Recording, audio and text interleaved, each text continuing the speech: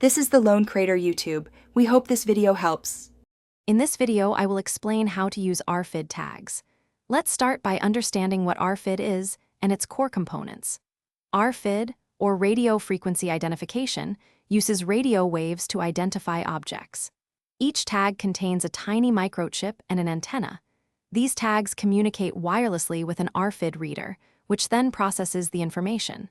This technology allows for quick and efficient data capture without direct line of sight, making it incredibly versatile for many applications.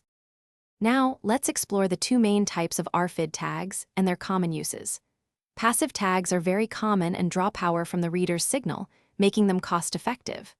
Active tags, on the other hand, have their own power source, usually a small battery, allowing for longer read ranges and more advanced features.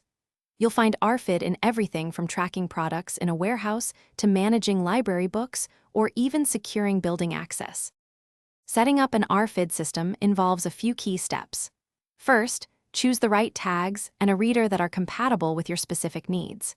Next, install the software that will interpret the data from your reader and integrate it into your existing systems. Proper placement of the reader is crucial for consistent tag reads. Finally, always perform comprehensive testing to ensure your system is working accurately and reliably before full deployment. To get the most out of your RFID system, consider these best practices.